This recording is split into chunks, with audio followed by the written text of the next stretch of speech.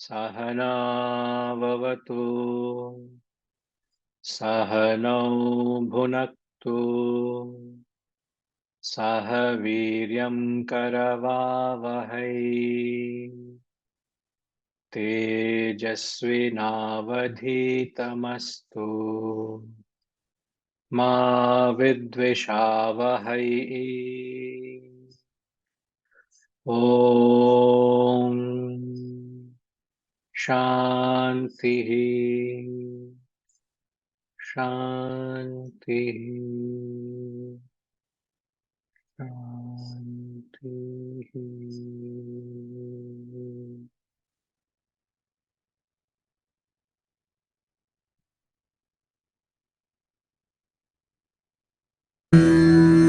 उषन्हवैवाजश्रवसः सर्ववेदसं ददौ तस्य ह नचिकेतानाम पुत्र आस तं ह कुमारं सन्तं दक्षिणासु नीयमानाशु श्रद्धा विवेश सोमन्यत पीतोदका जग्धतृणा दुग्धदोहानिरिन्द्रियाः अनन्दानामते लोकास्तान् स गच्छति ताददत स होवाच पितरं तत कस्मै मां दास्यसीति द्वितीयं तृतीयं तं होवाच मृत्यवे ददामीति बहूनामेमि प्रथमः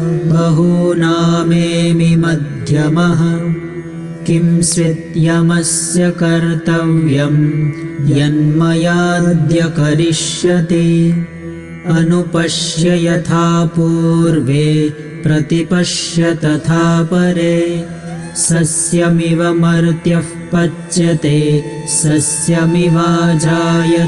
पुनः वैश्वानरः प्रविशत्यतिथिर्ब्राह्मणो गृहान् तस्येतां शान्तिं कुर्वन्ति हरवैव स्वतोदकम् आशाप्रतीक्षे सङ्गतं सूनृताञ्च इष्टापूर्ते पुत्रपशूंश्च सर्वान् एतद्वृङ्क्ते पुरुषस्याल्पमेधसः यस्यानश्नन् वसति ब्राह्मणो गृहे तिस्रो रात्रिर्यदवात्सिर्गृहे मे नश्नन् ब्रह्मन्नतिथिर्नमस्यः नमस्तेऽस्तु ब्रह्मन् स्वस्ति मेऽस्तु तस्मात्प्रतित्रीन् वरान् वृणीष्व शान्तसङ्कल्पः Sumana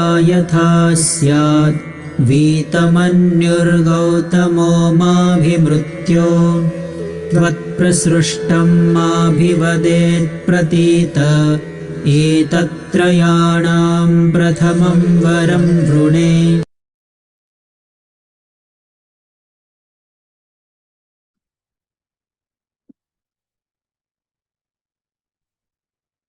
Hari Om.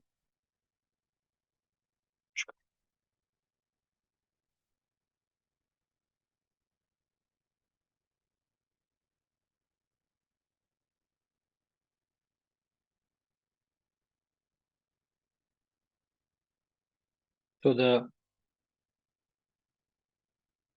Upanishad started with a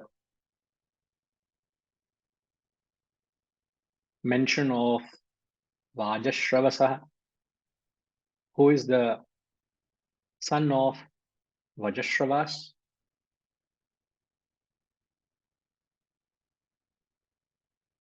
performing a yaga, performing a yajna, one desiring, the son of Vajashravas gave away in sacrifice all that he possessed. he had a son named Nachiketa.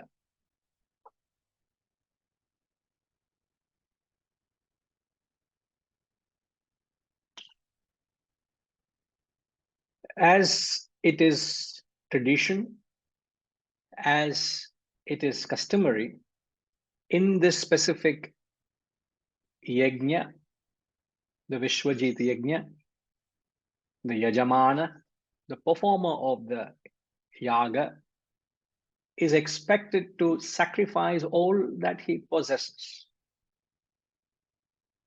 This yaga is performed by those who are taking on the life of sannyasa, the life of a recluse. To such a man, what avail are all the possessions and acquisitions? So he renounces all that he possesses to embark on the path into the higher spiritual search. In the second mantra, when the dakshina was being distributed, Nachiketa, his son, with a very acute perception, he notices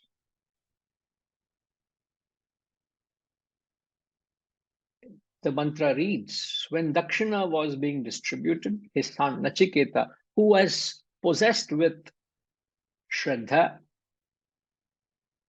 Shraddha refers to that deep perception. The Shraddha refers to that unique spiritual quality. We all have bhakti, but how many of us in this classroom have Shraddha is yet another story. Is to be questioned. You will know the Shraddha of Nachiketa. The Shraddha is described as a quality to pursue the path until it takes you to the goal. Because it's the path that takes you to the goal. So you stick to the path. And many a time, the path is nothing but a repetitive action. You know what is the right thing to do. And what takes you to the goal is that repetitive action. That's called consistency of thought. So what is Shraddha is nothing but that unflinching consistency, that uncompromising purpose with which you continue to do your sadhana until it takes you to the very goal, until you attain the very objective of the effort. The very purpose is fulfilled. And Shraddha, bhakti is a quality of your mind. Shraddha is an attribute of the intellect. And in order to make your actions steadfast until it takes you to the goal, you need to have profound intellectual clarity that you don't get swayed away by the many mental distractions, that you keep your purpose so clearly fixed that you don't lose your track, you don't lose your focus. So in the very second mantra, Katha, the Rishi Katha, who is the author of this text, he is painting a picture of Nachiketa. So you understand in the back of your mind what kind of a student Nachiketa is. We are all students of this text. And here Nachiketa is a student who is going to have a dialogue with the Acharya, the Yamadharma Raja, who is the Lord of Death. So, in fact, this is an ideal setup where an ideal guru is talking to an ideal student. A man endowed with wisdom is giving to a student who's ready to clinch it all, ready to take it all, ready to absorb it all, who wants to pursue it, receive it with utmost shraddha.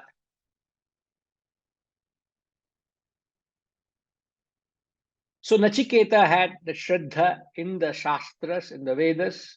He understood the Vedic practices. He understood the validity of the Vedas. So he found that when the Dakshina was being distributed, he found something, a foul play. Something was not right. He found that the father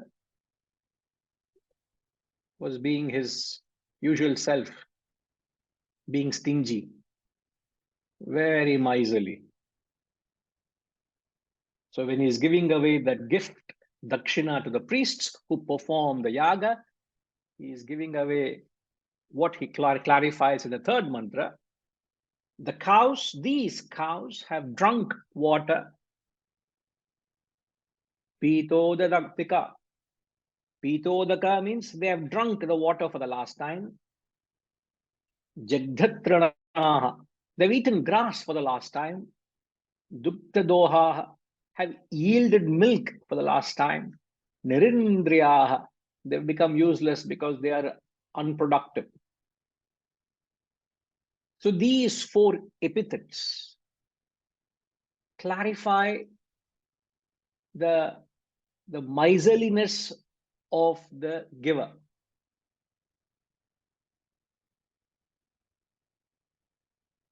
These were miserable and worthless cows of no use to the priests who survive on dakshina.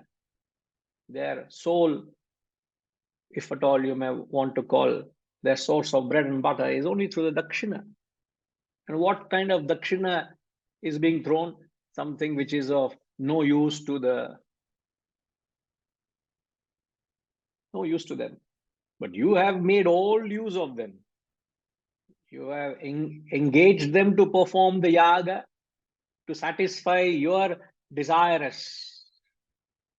The Upanishad starts with the word, mark the word, Ushan Havai.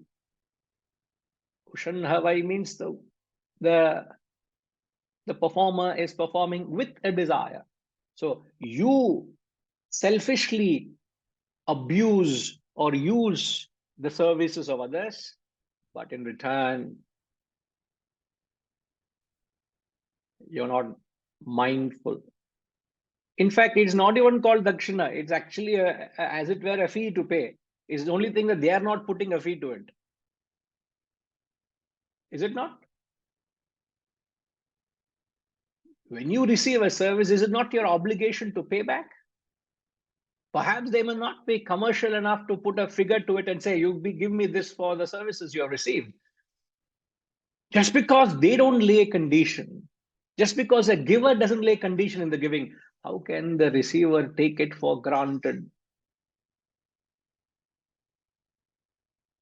This is the biggest mistake of you receivers. And I say you receivers because at this point I'm a giver and I see you all receiving. Don't make this mistake of you receiving just because the giver doesn't lay any conditions. Don't make the mistake of Vajashravasa. So he was performing a holy act, invoking the name of the Lord, but he approached it with a very unholy thought. The most unholy gift. It was not wholesome gift. It was not given with a heart. And if you are in the receiving end, you know what type of givers you find in the marketplace. Then I have nothing against. I have no hidden agenda when I say this. But being a receiver in terms of leading a life where you carry on the work based on the goodwill of others, we are very well aware how many are actually givers, and even amongst the givers, what are the grades of givers.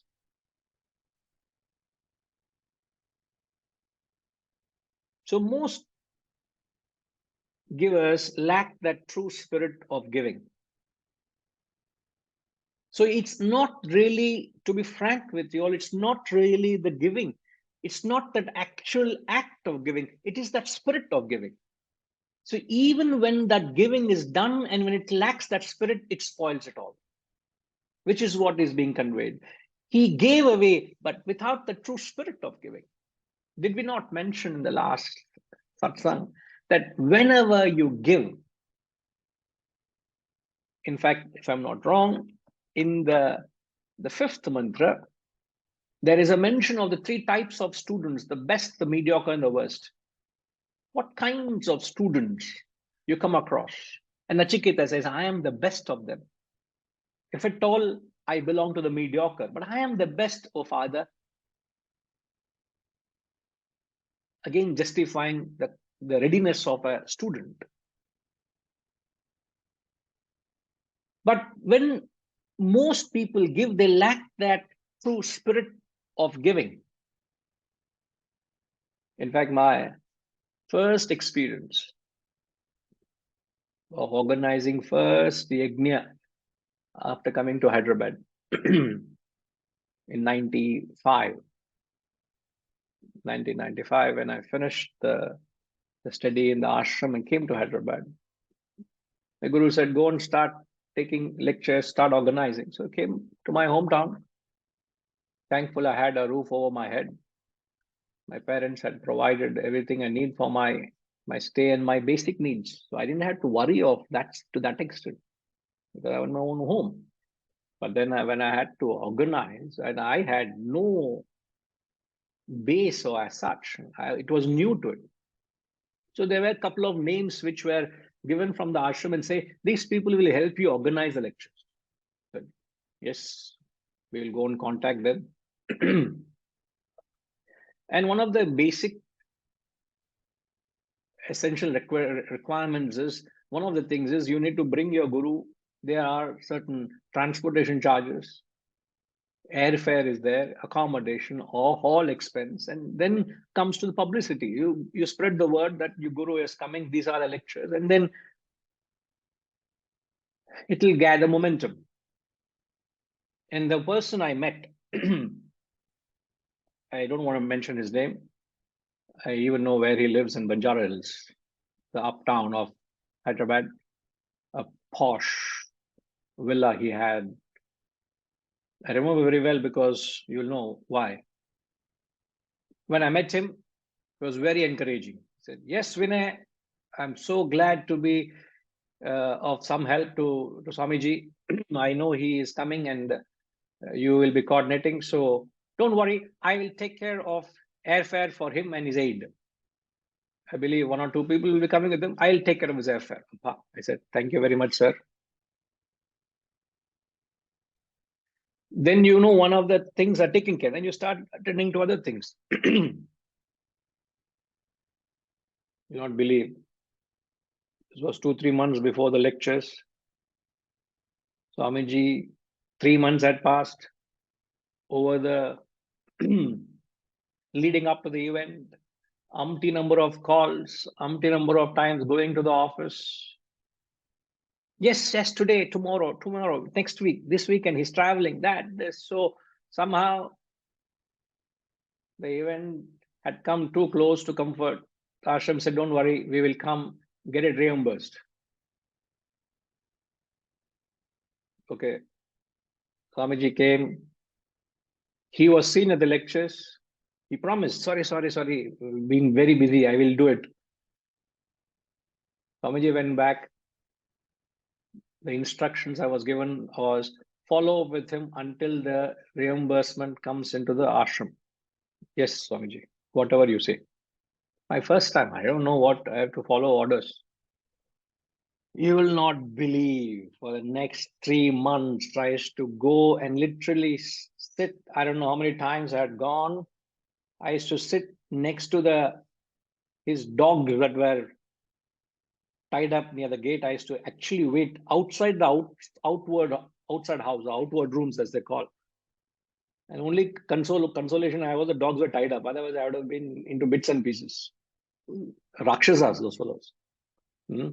I can even sometimes I get that hallucinations of the dog barkings also. In sleep. Even now, I get up.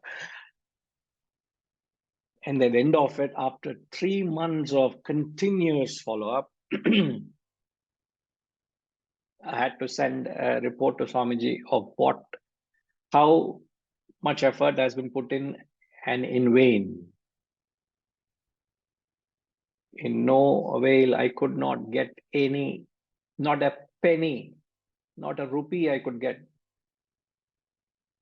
And that was my first lesson into being a receiver.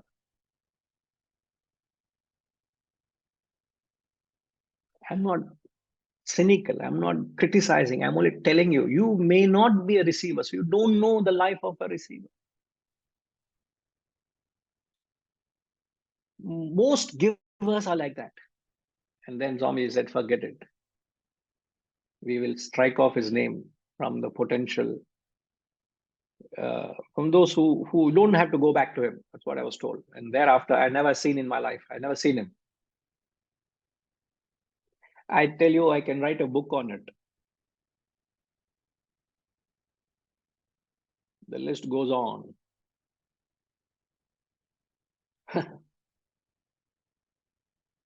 So most people, if at all they give away unwanted things because they are fed up, they are tired of acquiring, and in fact, there's no space for them. They have to clear up things, clear up their spaces, cupboards. So they end up giving which is unwanted.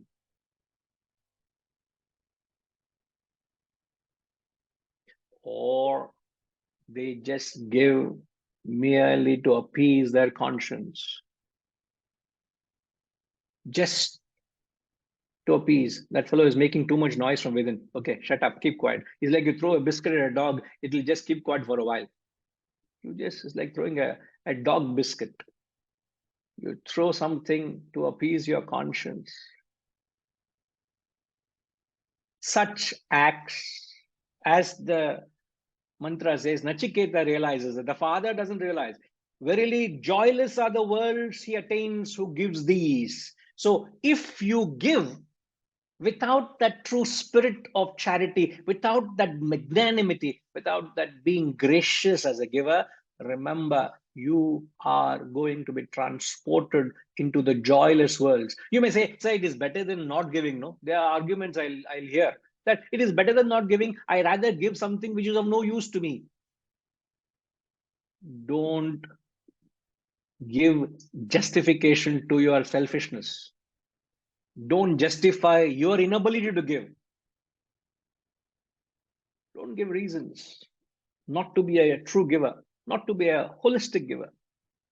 And it's such a serious issue. Now, why is it a serious issue that even an Upanishad, as I said, Kathopanishad was one of the prominent Upanishads of the 11 Upanishads. And the fact that we're taking is because it's a very, very oft-quoted text. And the entire section, it talks of the story, and the highlight of the story is this act of improper giving. Now, can you tell me why is it so important that this quality needs to be addressed? Why you think it is so important?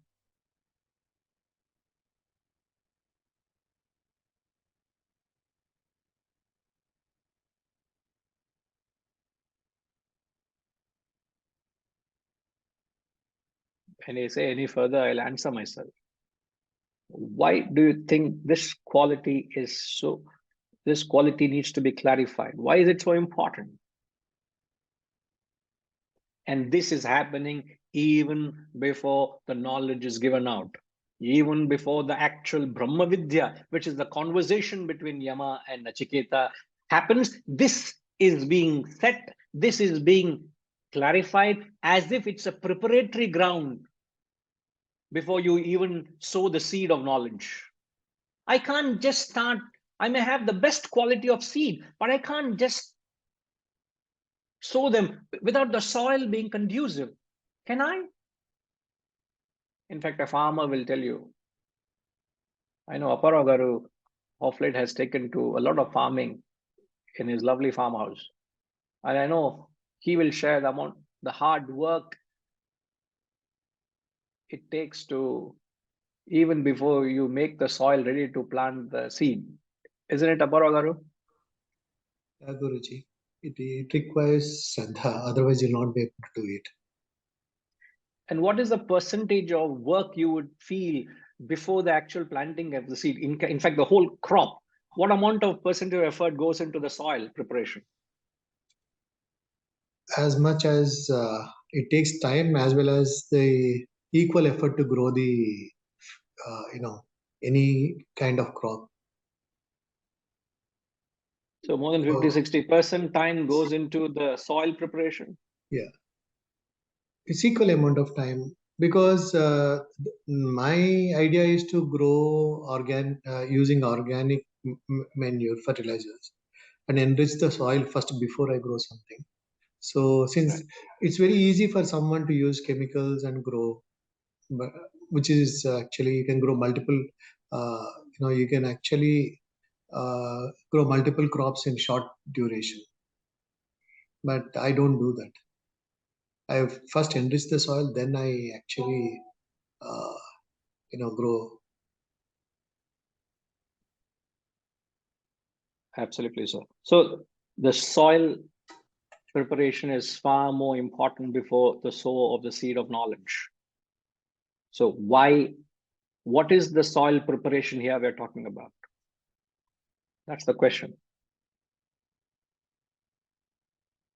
To begin with, Amitama, why is it so important?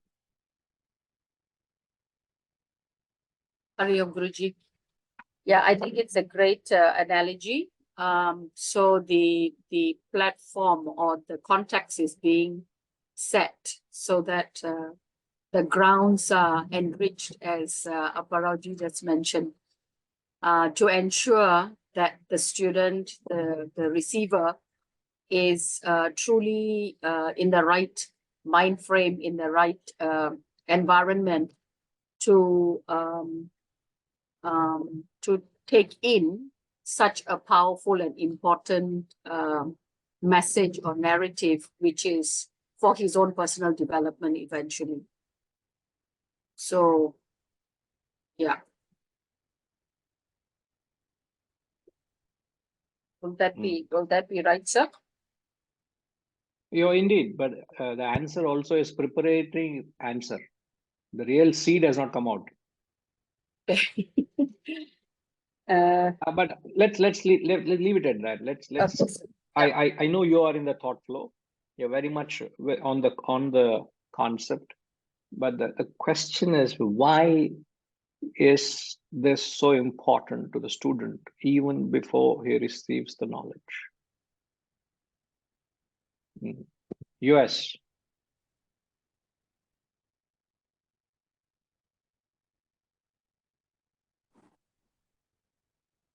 I think this knowledge is for the sacrifices, not for the non-sacrifices.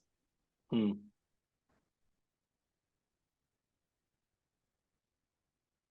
you explain that? I don't know how many got that. In the sense, you should be able to service and sacrifice is very important for people to receive this knowledge.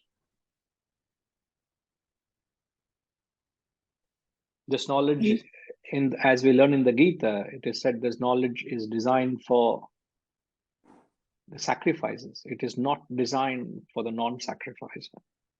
So the reason one is being, it's important to clarify this is to make you a sacrificer, make you a giver. Here, the Yajamana is not giving after receiving the services. So, one is not to give after receiving the services. The other extremity we are talking is to give even before you receive the benefit. Look at the extremities of the people we are talking about here.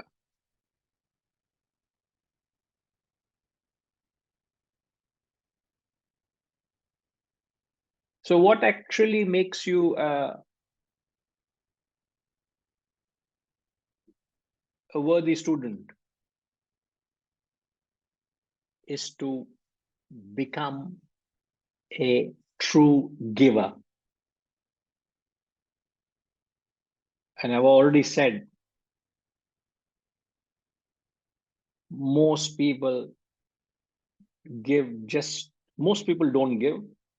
A percentage of those who give, they give.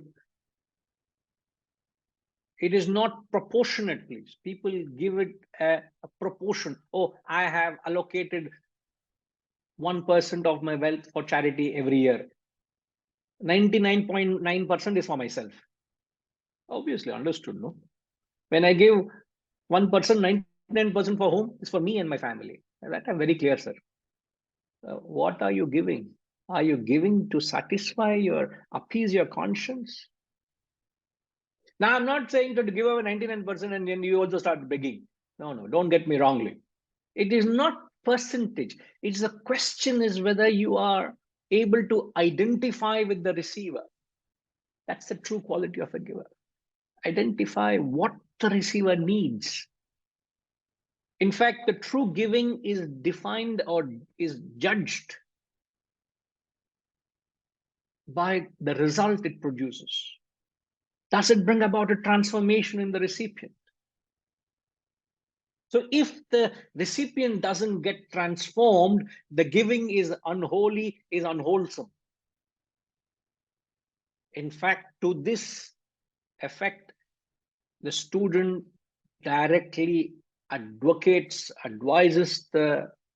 directs the student to give, because if you don't give, you will remain selfish. You will not be worthy of this knowledge. The whole purpose you come to the Guru to seek the knowledge is not worth.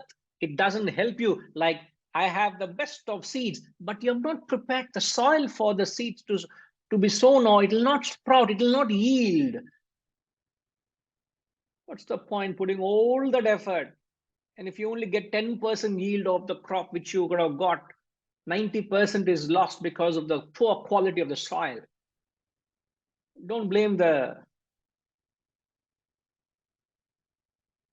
teacher.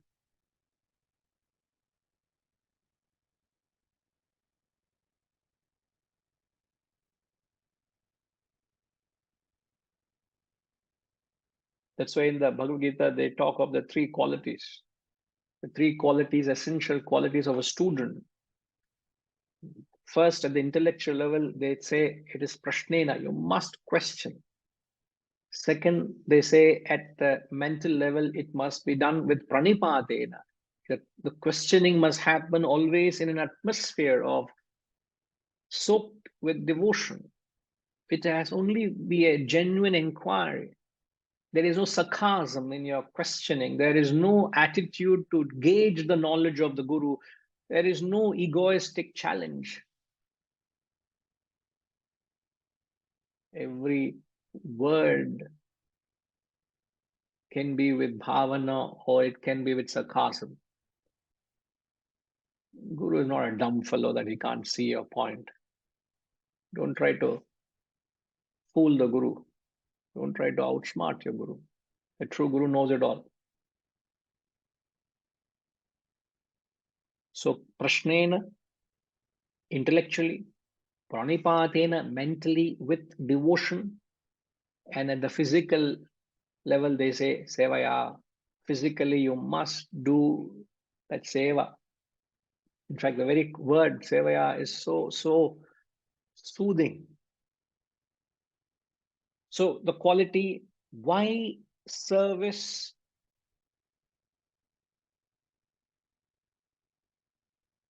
to the source of benefaction? We are being very specific, not generic here. The Yajamana is not being grateful to the Pandits who served him in the performance of the Yaga. So we are not talking of the general service of attitude that you perform, here being specific to the source of benefaction. I should be grateful, firstly, to someone who is benefiting me, who I am benefited by. The question doesn't arise. I can't take that person or that source for granted. Then comes, as I say, charity begins at home. First start with where you are directly indebted, and then go beyond that and start serving those whom you may know, may not know. But let it start expressing vividly to the source of benefaction.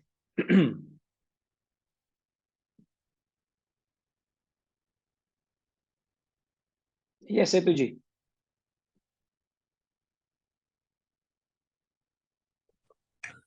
Hari Om Guruji.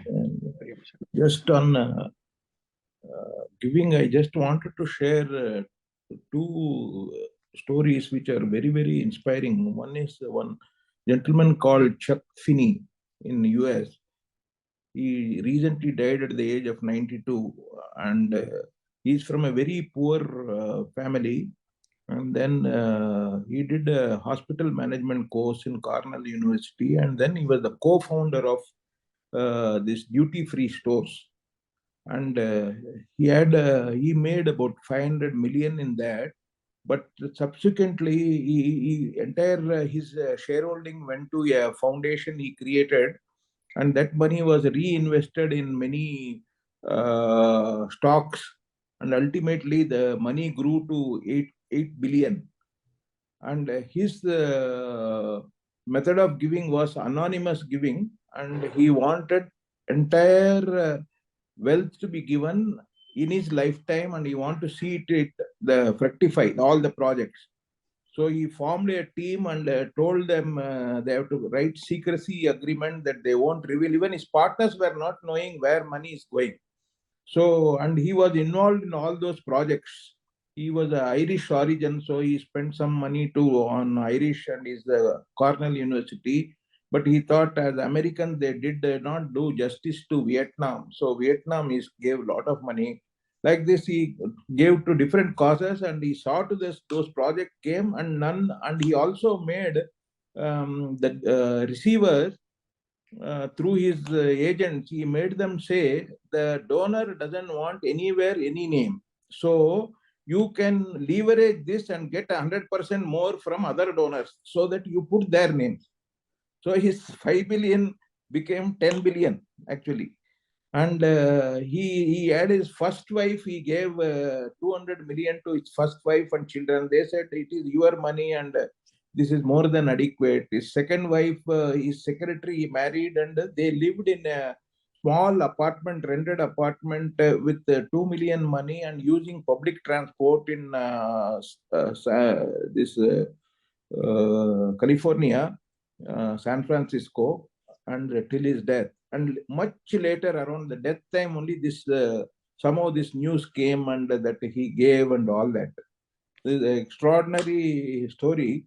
So this Warren Buffett and Bill Gates used to say, we are only thinking of giving 20%, 10, 20%. And he is our, role model. He is the James Bond of giving. That's what, he just recently died. And another is Indian from Bangalore, Ravi Shankar, Rotarian Ravi Shankar, who just became a president, and he is a real estate man. And on the president installation day, he announced he wants to give 100 crores to Rotary. He was the second highest giver after Bill Gates. Bill Gates gave from his foundation 250 million towards polio and all, but individual giver is the highest giver in the history of he said he gave 80% of his wealth. He was a real estate, and his family agreed to him. And but Rotary said, you keep it with you. You are doing emotional decision. You take 3 months to think over whether you really want to give. He stuck to it, and but he gave. They said you create a endowment in Rotary and give it to projects where you are also involved. And he spends a lot of his money to Northeast India, where the development is very poor. And he says, I am not a real true giver.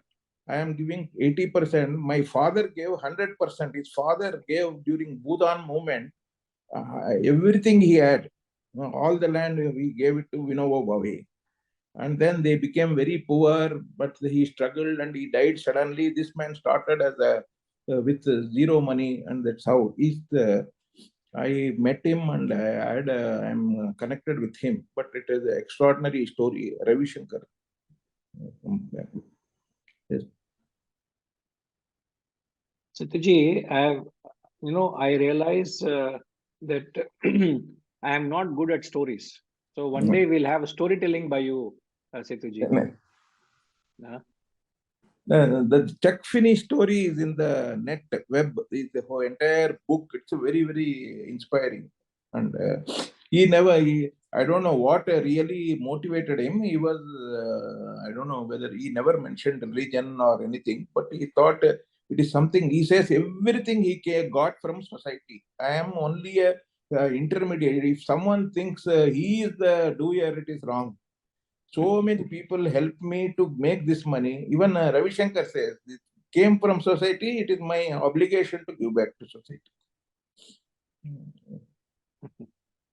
So this is, as I said, there are different grades of giving. These are the people, perhaps they raise the bar in giving. They become the real epitome of giving. Yeah. I think in the poem, is it the daffodils, where he says, you must, if you really, in that poem, he says, if you are a giver, you must be like the cloud. The real giving is like the cloud, he says. So when clouds gather and they give rain, they fertile the whole area. The whole area becomes life thrives where there is fresh water. Without that, there's no life. Fair enough. So when you give, it really helps the recipient. So you give as a cloud, they say. But then what is the extraordinary nature of the cloud is, in the process of giving, it gives itself away. At the end of it, it ceases to exist. There's no more cloud. It's clear sky thereafter. So there is no inhibition in giving. There is no reluctance in giving. There is no limitation in giving. So that true wholeheartedness, you give, as they say, the heart gives, not the hand. These are, as you quoted, Chuck Feeney. In fact, there is a information Raghuji has given, so you can click on that link. Not now, later, please. Otherwise, you will be you'll forget Upanishad, then you'll become Chakchini Upanishad, So rather Chakchini Upanishad, it has to be Kathopanishad. Harish, please don't read now. Huh? Then you will say, I heard Chakchini Upanishad, Thanks, Setuji. Yeah. No, you need to be a giver to be inspired by giving. In fact, there's all of this will only inspire a giver. If you are a non-giver, it will not inspire you. It's useless. It will take a lot to become a giver. Once you become a giver, then you can be inspired of true giving. But one who is not a giver, it is just another concept to talk about.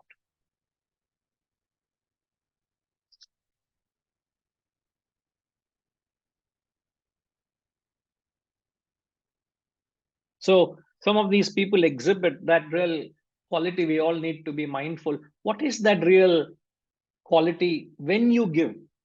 for the givers. When you are a giver, what is that real quality you need to keep in mind when you give?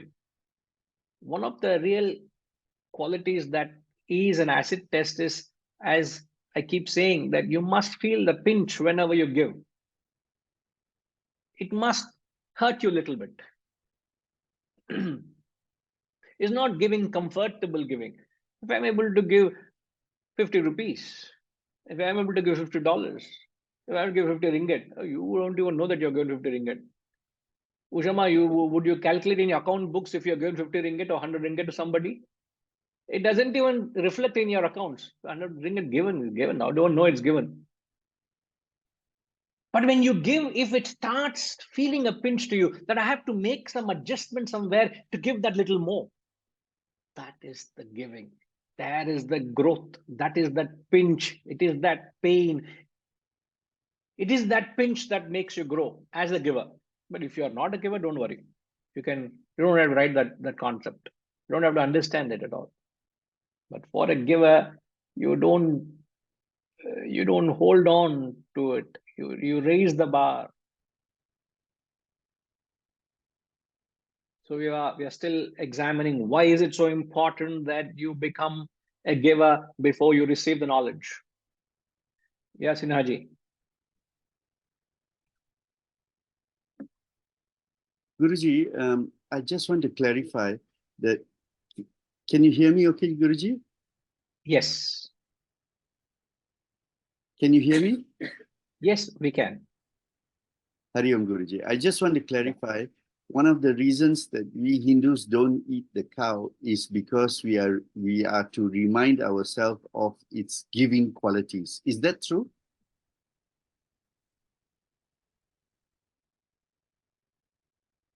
Hindus worship the cow or even a bull. Bull has been an integral part of that which gives food in your plate, because India is primarily an agricultural country. So it was the source of livelihood. It was very much the source of the food that they ate. So they worship the bull. So a cow or a bull is called a rishabha. A cow or a bull is worshipped in this land because it is a symbol of sattva. It's a symbol of sacrifice. And what is the spirit, or what is the symbol, what is the motto of a person who lives a life of a bull? The motto of a bull is it contributes maximum to the society. It gives maximum. Even to look at the life of a bull, it's logs actually, isn't it? In the midday, from the morning till the late evening, it is slogging in the field, doing all the donkey work, physical work it puts in, gives maximum. At the end of the day, it goes back, it gets some water and dry hay. It doesn't get anything nutritious. It doesn't get anything rich to supplement all that hard work it has done. So it lives on the maxim, or the motto, which is maximum giving, minimum taking. Maximum work, a minimum return. And to that spirit, to that quality, to that attitude of a bull, we bow down. And when you bow down to it, how can you slaughter it? How can you eat it? The question doesn't arise. So you worship it. It becomes so much so that Nandi, who's sitting right in front of you, please worship Nandi. Okay.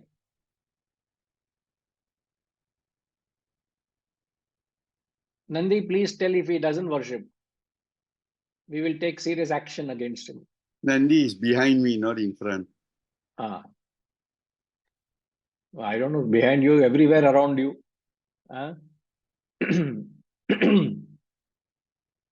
Sinha's wife is Amita Nandi. Arpit ji, you know that? In case you're not aware, Amita Nandi is the best half of Sinhaji, not even better half. So that's the reason I said you must worship the Nandi. Now, do you know why is Nandi This is the reason why you find Nandi, the bull, in which is the Vahanam of which Lord, which deity. As you know, every deity has a Vahanam, which is a vehicle. Oh, really is going to be so like I would normally see Mataji on. Oh no, is that I don't know. I don't know the answer to that. I'm not up on my mythology, so not my strength. No, in fact, you find this in temples. Have you seen that in temples? There's some always Vahanam in front, right? Position right in front of the sanctum sanctorum. Hmm. So in front of Lord Shiva, you find the bull. So bull is the vehicle of Lord Shiva. Like peacock is the vehicle of Lord Subramanya.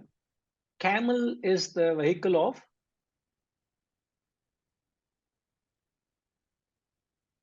Haresh would know.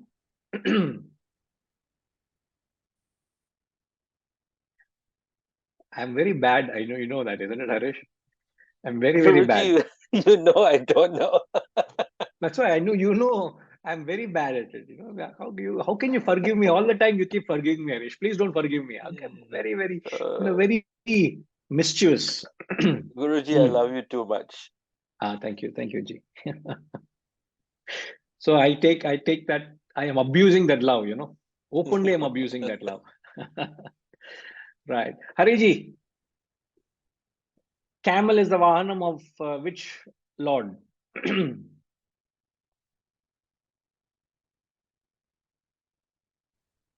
I'm not sure. Oh, Camel. thought you would know.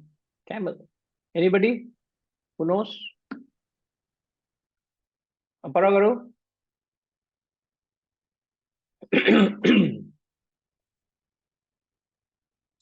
It's Hanuman Guruji. Correct. Lord Hanuman has got a camel right in front of the temple, right in front of the sanctum sanctorum. And it is tradition, especially when we talk of Sinhaji, I'm with you, when you say, why is bull or a cow worshipped or regarded very high in Hindu culture? You know, if you notice in temples, people, you know, you have the horns of the bull. Imagine a bull, right? Next time you go to a temple, Shivan temple, you see there's a bull there. I don't know, in Malaysia you do that, but in India, you find people put like these two, the pointing finger and the thumb, they put on both the horns, and they see through the gap, this gap, they see through the gap, they try to see the Lord. He's trying to see the Lord through the gap. Even other day I went to a temple, I saw them doing it. I was just wondering how mechanically they're doing it. Nobody knows what's going on. I just wanted to go and tap that fellow and say, do you know why you're doing it? He will say MYOB. Before I get that kind of feedback, I said, let me keep my mouth shut. Gayatri Ma, why do they do that? I'm sure you know what MYOB means, no? That I know. That I know. Ashama doesn't know. Please tell what MYOB means. See, Mind Ashama your own doesn't business. know. Mind your own business. Mind your own business. I'm not saying you to Ashama. I'm said that fellow will tell me mind your own business. Why? I don't want to hear your lecture. But tell me, why do they put these two fingers, the thumb and the pointing finger, and actually see the Lord through this? So they don't actually see the one. Obviously, they see the Lord, but you know they try to see the Lord through the horn, through the horns. Actually, why? First of all, why is a bull placed in front of the Lord? Right in front.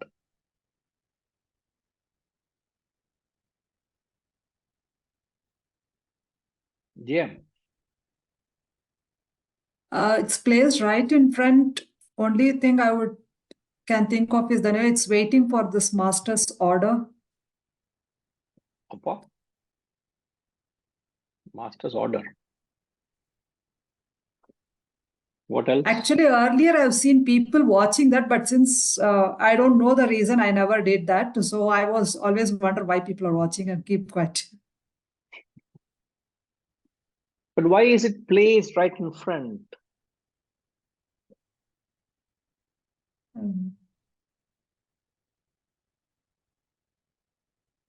The vehicle is the means to get to the destination. It's a vehicle, it's a vahanam. So it takes you to that thing. And why do they see through the horns of the bull? Is to gain that vision. So you get to see the Lord only when you take the means of service and sacrifice. The bull is an epitomization, a symbol of service and sacrifice. Only when I become a true giver, only when I live a life of service and sacrifice, I become an adhikari for this knowledge. So the word adhikari is only when you are a giver and continue to be giver. I'll give once in a blue moon, you're not an adhikari. Well, be a giver, and that stance remains. What come may, I will continue to be a giver. Such a person becomes an adhikari to receive this knowledge. So, a very clear message to all seekers of this knowledge.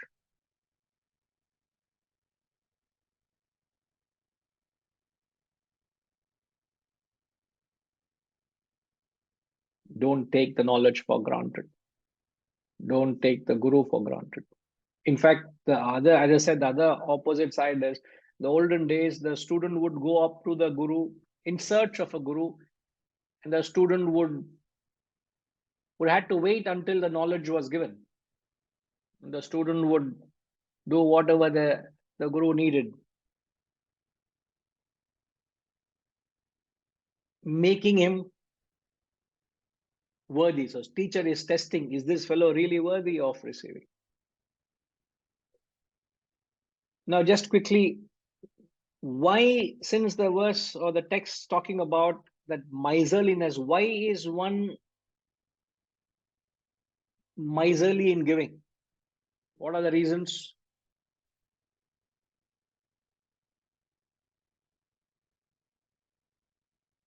Raghu.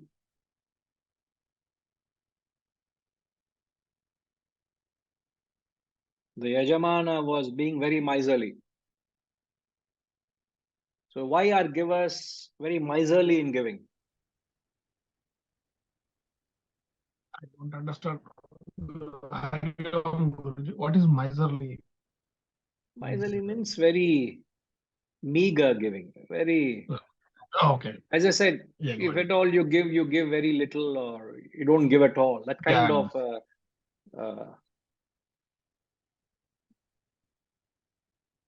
stingy. Yeah, Guruji, I see that is.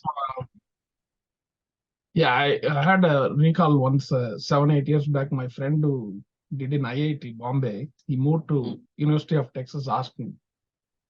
7-8 years back, then big photo shoot happened. Lot of Facebook posts was going on, and at the time I was also not sure how much a US dollar was.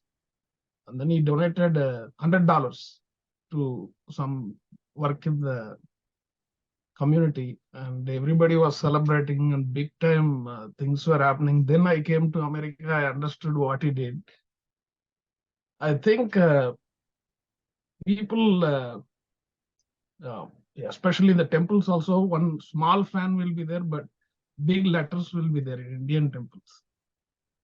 Because the fan is donated by one guy who want to put his name in front of everybody has to see the big hundi also, there will be big name in Andhra Pradesh. I think somewhere we want our name to be seen by everybody. Even No, if it is $5. Yeah, but what you're answering to the point, those who give may seek name, some recognition, something in return. Yeah. They are different kinds of givers. But my question is, why are people very miserly in giving? Why are they not gracious? Why are they not magnanimous in their giving? What is the cause for non-giving in simple terms? I think somewhere they're afraid. Afraid of? There is some kind of fear in the back of their mind, and I don't know what it is, but usually there is a friction when it comes to donations and giving, not only for the good cause, but even in the families. Like, say, one of my relative was in ICU during the COVID, and they were looking for cash only because they have assets, but they cannot immediately cash it back, and nobody was ready to offer them the money. Even the people who had money also, they didn't give it. And I've seen that incidents, and somewhere, I don't know what causes, they are able to pay back because they have very good assets and 3-story buildings and all that. But when it comes to donation at the right point, at the right time, many people back off. I'm just giving one example of ICU, people going into ICU because the operation has to be done, and without cash, they were not doing it. So, got it. Right. So one of the reasons I take from what you say is that there's a fear.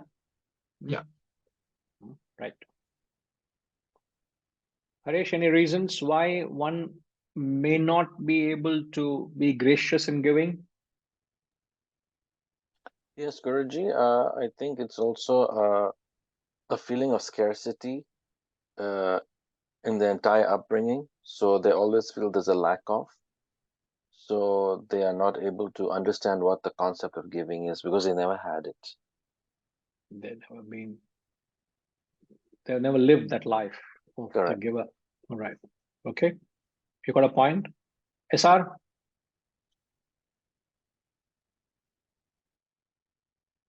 It's a beautiful concept, Harish. And Amitama rightly put it, the scarcity vis-a-vis abundant mindset. It could So be whether a you... pure. Yes, Reddy. No, I strongly feel it's a purely attribute to the attitude of a person, Guruji. Why he could not give out all out? Why he is very choosy? And you come across as examples have been floating around. I think it's all person dependent and its attitude. If his willingness is there without any fear, without even looking about the future, is preserving that thing, he can go all out. If not just for sake of name, he will just give it and hold back. Correct. As Raghu just said, that most givers, if at all they give to places of religious temples or etc., they gain for recognition. They gain for they do for desires. As many people who do perform rituals are sakama karma, they perform with desires. So they give charity for something in return. That is not true giving. In fact, it doesn't qualify as giving. It's business. I give something, you take something, is business. It's not true giving. But as you rightly said, it is the attitude. But what is it that, in fact, this can be used as a measuring tool of one's own development?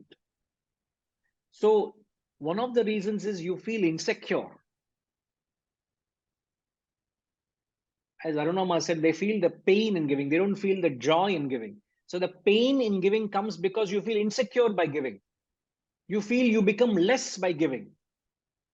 Yes. But as the contrary is, the more you give, the more you get. More you get. And there will be people who will be laughing at that. Okay, you can sit and talk. I will continue to keep hoarding my wealth. They only scoff at the teachings. But if you really see the givers versus the receivers, the percentage, I think it's very, very minimal, Guruji. Across, in a comparison, like an income tax in India is being paid by 3% of the people, and 97% other receivers and givers are only 3%. That's where the whole country has been able to prosperate. The same is the case, whether it is in a voluntary giving or whatever. Very, very less percentage of the people in the community. You feel sick. I know when I know within the circles or the family, or they don't pay tax, and every now and then you are trying to convert your black money into through gold or investment, something, what you're finding ways how you can how gross they can be. Yeah. In fact, sadly, the reality of life is the wealth is the grossest. The grossest is the wealth. So when you start giving by giving the grossest away. Actually, when we said the grades of giving starts with, in fact, if you want to start giving, the first thing you start doing is giving away the wealth, because wealth is the grossest. And if you're holding on to the grossest out of fear or insecurity, that means how less spiritual you are. How much of fear or void is within you. So the detachment or attachment to the grossest can determine how spiritually evolved you are. Yes. So just to mention, thanks, Asar. Just to mention, in the grades of giving, the grossest is dravya yajna.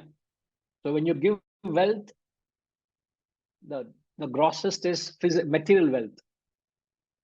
Superior to dravya yajna is tapo yajna, is the service or sacrifice at the physical level. Physical service is superior to material service. Superior to dravya and tapaha is yoga yajna at the mental and intellectual level. Superior to dravya, tapaha, and yoga is swadhyaya jnana yajna, is to give that knowledge of Brahma Vidya or Atma Vidya. So if one has to give the Atma Vidya, it is understood I must have that Vidya, I must be endowed with that wisdom. So what do? I do Swadhyaya. What is it? To get a Brahma Murtam and study. If I don't do my sadhana, how can I have the wisdom in me to part to you? I can't part that wisdom to you if I don't have that. For that, I do Swadhyaya. So in the grades of giving, the highest giving is to give Atma Vidya. Now, compared to that, look at the caliber of Vajashravasaha, where he's giving cattle. Cattle those days meant wealth. Wealth for an agriculturist is only cattle. And he is giving our wealth, and he's giving something which is of no use. So look at how low he was and how evolved Nachiketa was. His son was a Brahmana in spirit. His father was a Shudra in spirit, not a giver. Tamasic fellow, extremely, and not really a giver. So in the grades of giving, you find wealth is the grossest. So if you're attached to wealth, you understand how evolved you are, or how devolved you are. Self-assessment. Nobody should assess you. Yes, Inaji? So, Guruji, my question is, in a way of evaluation or analysis, would it be right to say that the higher the intellectual capacity or intellectual capacity or capability, the more purer the form of giving will be? Are they correlated? Thank you. Where do you get that idea from? Sorry. Did we give an implication to the intellect anywhere? No, it's just a question from my mind. Can you come back again, please?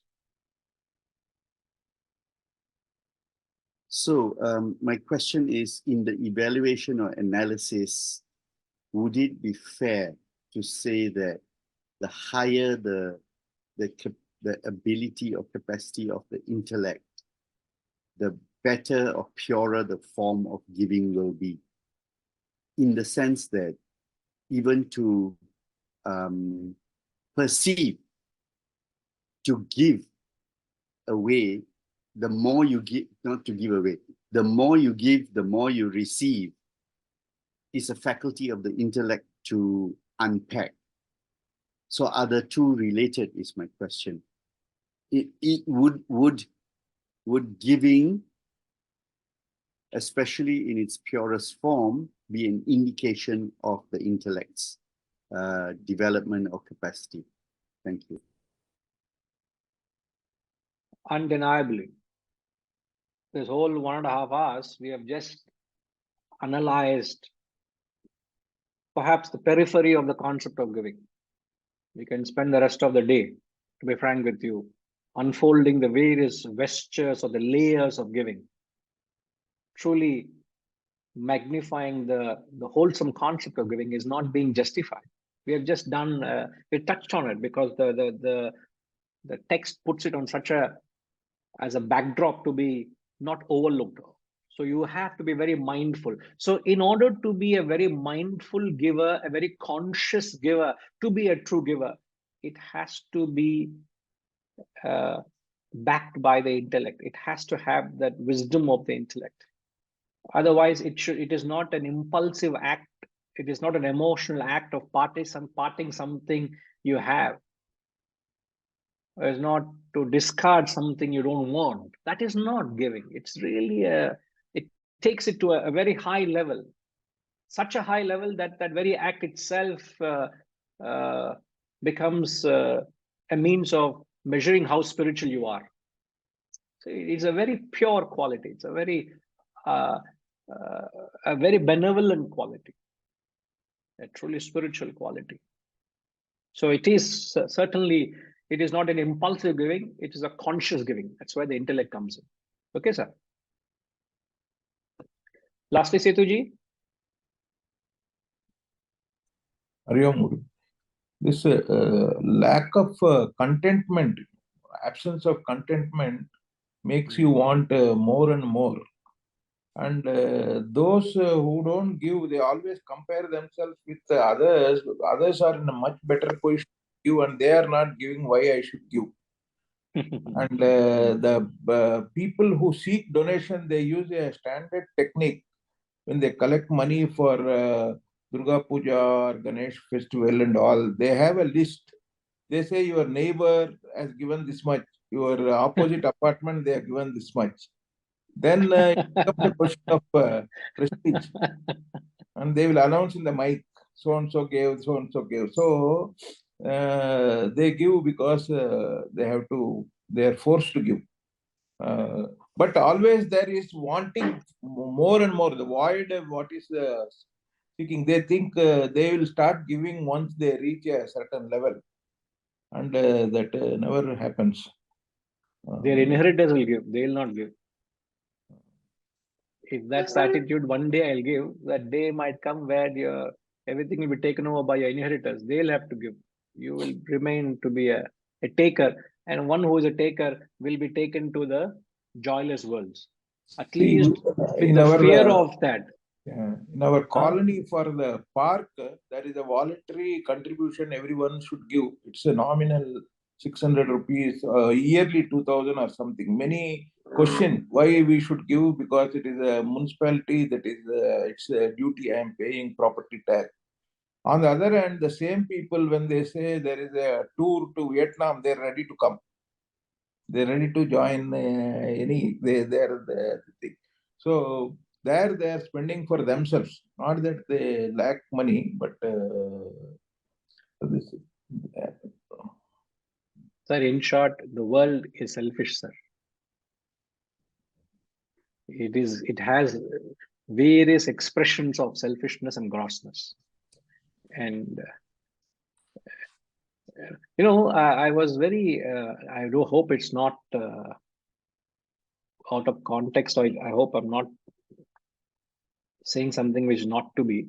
The other day, I was in the presence of the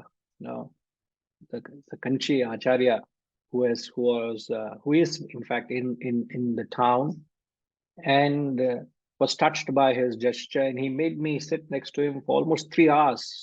The whole evening, I didn't expect that, and I was there and almost spent the 3 hours with uh, Kanchi Acharya, and then he was constantly talking, and there was a serpentine queue for 2 hours. Imagine, people were coming, flocking, offering their, giving their offerings and seeking his blessings. Everybody seeking something for themselves. My daughter is getting married. Anugraham Kudungo, your blessing is required. My son needs a job. One lady came and started crying. 3 times I've applied for a UK visa. UK visa is rejected. My daughter is getting delivery next month. I want to go. 3 times rejected. Please bless me. I want to get US UK visa. I don't know how will Swamiji bless them for get UK visa. I didn't know that. And then one lady comes and says, last time I came and saw you, I wanted to conceive. Now I'm coming and telling you I've conceived. Now please bless me. I only want a girl child. He's also blessing. Yes, I bless you. I don't know how will Acharya bless whether that lady is going to have a girl child or a boy child.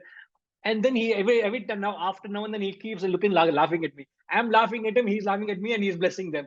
What is going on? I can see the cheekiness in him.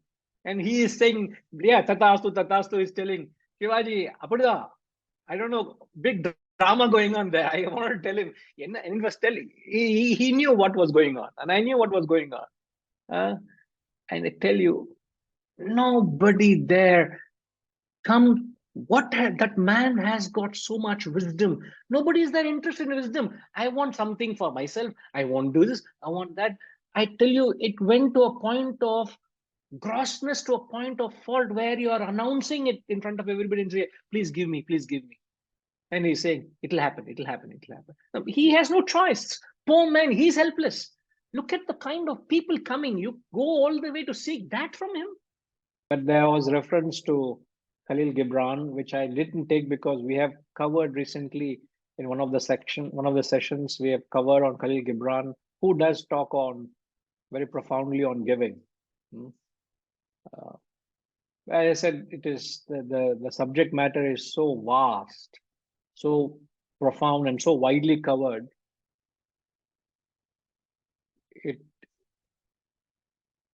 Any amount of it is, we find there's still so much more. So when you come back, we'll move on with the text, the fourth mantra. We'll conclude. Om Purnamada Purnamidam Purnat Purnamudachyate Purnasya Purnamadaya Purnamevavashishyate. Om Shanti Shanti Shanti. Harihi Om. Shri Gurubhyo Namaha. Harihi Om.